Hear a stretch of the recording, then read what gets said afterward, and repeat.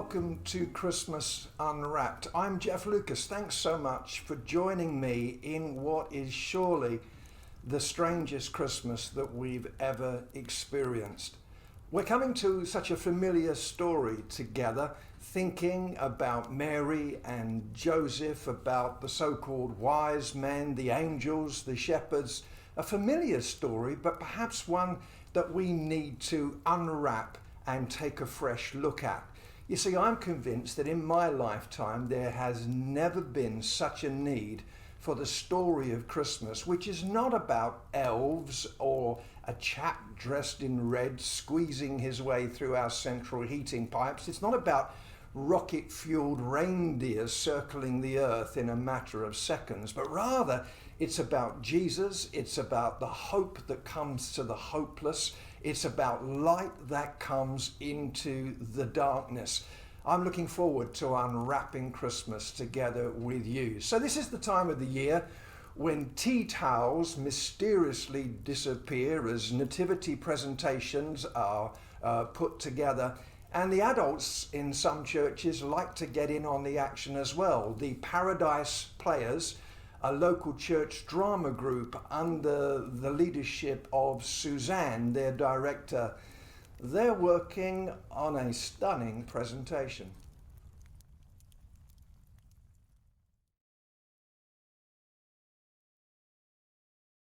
Yeah, mate. Okay, just do it. Okay. Right, places then everyone, please. I'd like to get underway fairly swiftly today as we only have this venue available until 2030. Half eight? I thought she meant we're here for another 10 years. I can't stay that long. I've got an Asda delivery in the morning, 9:30. Mince pies and everything are coming, you know. Now, thank you, Alan. I'm sure we all cannot wait to see just what you've managed to procure with your very, very talented contacts for the cyclorama. Yes. Sorry, Suzanne. The cyclorama? Oh, no, I come on a moped. I always do on a Thursday. It's good for you, you know, a moped. Backdrop. Backdrop. Oh, the backdrop. I do beg your pardon. Yeah, well, Ron from Camera Club, you see, he travels all over the world, you know, taking photographs, vistas of cities from everywhere, every four corners of the world. Oh, he's going to Bournemouth for Christmas, you know. 2 weeks at the Carlton Hotel on the seafront. Oh, yes, full board. Can we possibly see this wonderful vista, please, Alan? I do beg your pardon. I've not seen it myself, as point of fact. No, he sent it to Bernard direct. I've not seen it at all, you know. We transfer. We transfer. Do you? That's nice. Well, do please thank him very much. Backdrop screen now, please, Bernard. Oh, yeah. Oh. Look at the way he's got that. Yes, Alan, if I'm not very much mistaken, this wonderful vista is in fact of daytime Birmingham, not nighttime in Bethlehem, as I requested. Are you quite sure? I'm pretty sure that Bethlehem doesn't have a New Street station and a Selfridges. It must have been my handwriting, you know. Oh, it's always been the same. Yes, Mrs. Collymore at school said so. Squiggles everywhere, Alan, she said. You'll become a doctor one day, or was it a pharmacist? Can never quite remember anyway. Right. Well, let's get on anyway, shall we, before the sun sets behind the bullring. Now, you had some suggestions, I believe, Alan, for the baby Jesus. Oh, yes. Colin, would you mind? Yes. My delightful niece, Kelly, she's agreed to pop along for an audition, and a couple of boys. I think you'll find them suitable. This way, Colin, please. Oh, that's the idea. Yes. Come and join me. This is James. Give us a smile, James. Look at that. Yeah, lovely. he was 5 last September. What do you think? Yes, well, he's lovely, but he's a little bit too old, isn't he, for baby Jesus? As far as I'm aware, Jesus wasn't attending the Bethlehem infant school, was he? Well, what about little Joseph? He was 1 last February. Look at that. Look at smile. Oh, absolutely lovely. But as I said again, too old. You see, baby Jesus, the clue is in the title, really, isn't I've it, got Alan? one more. Kelly, would you come through? You see, my delightful niece Kelly, she is, as you can see, somewhat expectant. She's due on the 28th of December. So if we can wait a couple of days, I think it'd be quite a moment. Close up with the film there, Bernard. That's it, straight in there. Wait a couple of days? Yes, yeah, I've talked to her about the stable. She's not too keen, but she's happy to discuss the possibility of the cricket pavilion, aren't you? She likes cricket. Yeah. That is a no from me, I'm afraid. Oh. Thank you so much for coming, everyone. We'll be in touch. Thank you. Bye-bye. Bye-bye. Thank you. Yes, Bye-bye. thank you. Oh, James, Lovely. James, Yes. could you pop into the kitchen, get yourself a tea towel? I think you're a possibility for shepherd number 4. All right, I'll see you through there. All right, that's Lovely. it. Thank All right, you. bye-bye for Thank now. you so That's the much. idea. They're Right. naturals, aren't they? If we can move on now to the possibilities of the role of Mary, please. Okay. As you all know, I've written this piece. Okay. She delivers it directly to camera. Alas, I feel I'm just a couple of years too old, maybe, to Yeah. play the role myself. Barely a couple. Thank you, Colin. Thank you. If I may, Suzanne, my next-door neighbour, Audrey, she has a granddaughter who, by all accounts, she's at college, is very, very good at acting, you see. Oh, right, good, Alan. Yes. Thank you. Well, that sounds really promising. How old is she, roughly? Ooh, she'll be about 87, I would imagine. 87? Yes, yes, I said it. The granddaughter. Oh, the granddaughter. Oh, no, she's about, no, she's 18. Oh, yes, yeah, she's doing very well. They called her Tabitha, after the baby in Bewitched, remember, with Elizabeth Montgomery and the twitchy nose. Oh, I used to watch that all the time with my brother. He preferred I Dream of Jeannie with Larry Hagman. People get them confused. I think the Bewitched one's a bit better. But anyway. Right, thank you so much, Alan. If perhaps you'd like to tell Tabitha that we're interested, Yes. I can record the monologue to camera with notes for Tabitha so that she can interpret the character herself. Okay, good. And then she can come for a little audition a week on Thursday. Yes, Will yes. that suffice? I think that's very good All idea. right, that's lovely then. Thank you, Alan, and thank you, Colin. Take 5. And if you can make yourselves ready, please, for the arrival of Mary and Joseph, and before that, the innkeeper's scene. And yes, the arrival of Mary and Joseph will happen, yes, as they come into Birmingham. Right. Anyway, I'm ready for my close-up now. Thank you, Bernard.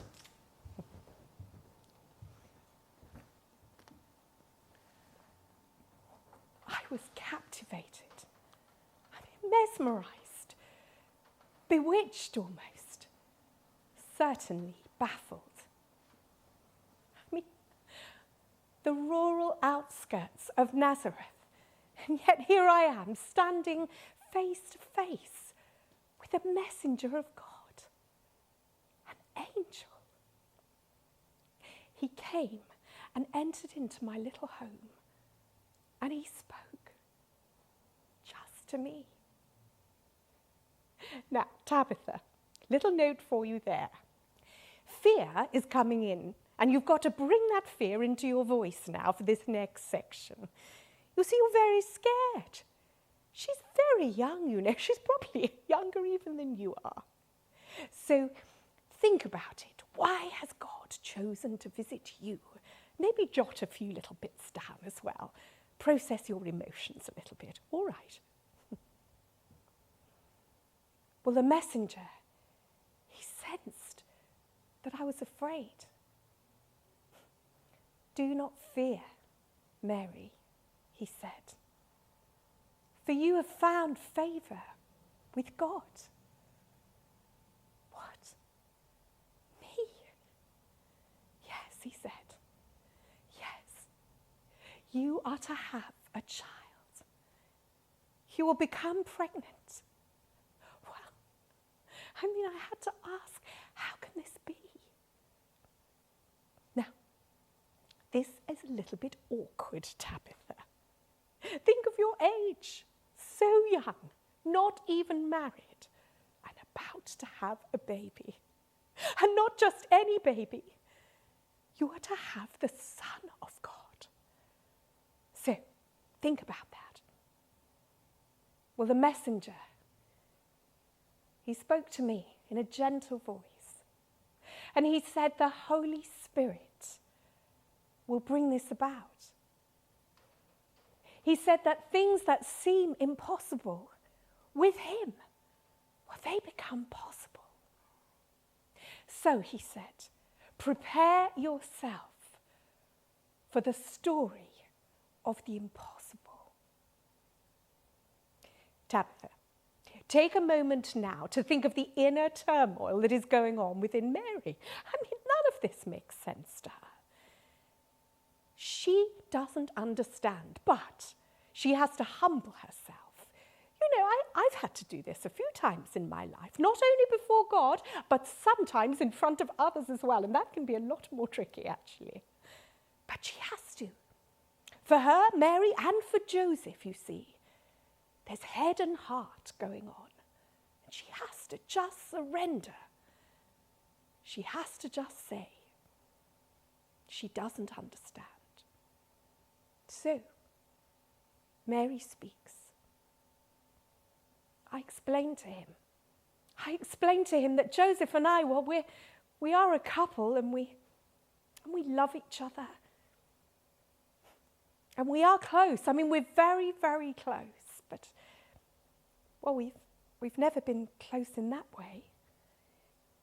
Not like that, if you see what I mean. So I don't understand how this can be. Now, this is awkward, isn't it? It's a conversation, I think, for you to have with Grandma Audrey, a little digestive and a cup of tea. Talk to her about it. So, I humbled myself. I stood in front of the Holy Messenger, and I said, let it be. I stand at the front of this story, at the beginning of a wonderful story. Let the impossible begin. Or something like that, Tabitha. You can do it, almost, I'm sure. Cut, please, Bernard. We find the story of the announcement of the birth of Jesus to young Mary in Luke's Gospel. It's in Luke chapter 1, verse 26.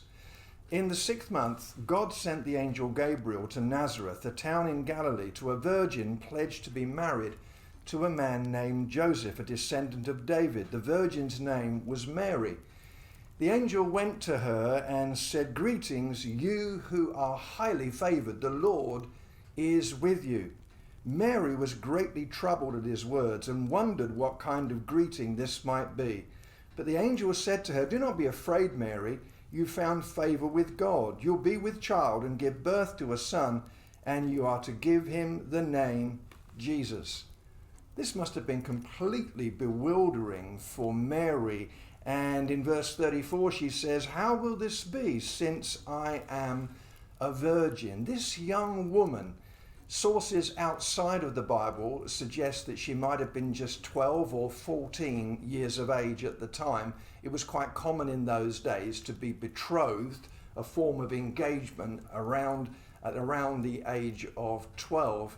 And here she is living in a real backwater, nowhere town of Nazareth. The place was really quite despised. In John's Gospel, chapter 1, we hear a man called Nathanael say, "Can anything good come out of Nazareth?" So here she is, a young woman, probably illiterate because education was not freely available in those days to women of her class. Here she is being told that she's been chosen for the greatest mission in the history of the universe, and she's got questions. I think during these days in which we've been living, we've had lots of questions. Where is God? Why is all this happening? What's the future look like? Where's God's care in all of this? But I think it's important for us to know that faith and questions go together. And it's understandable that Mary would have questions because what was being announced was completely humanly impossible for a virgin to give birth. But with God, all things are possible. And then there's a really poignant moment in this story where we read that the angel left her. Now imagine that.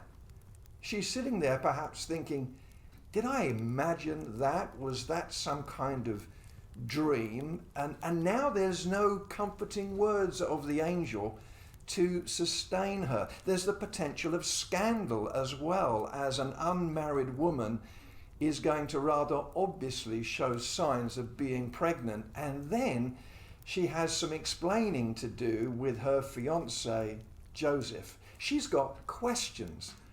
But in this episode, she also submits in trust to God. I am the Lord's servant, she says. The word is handmaid or slave girl. She has questions, but she submits and she trusts God.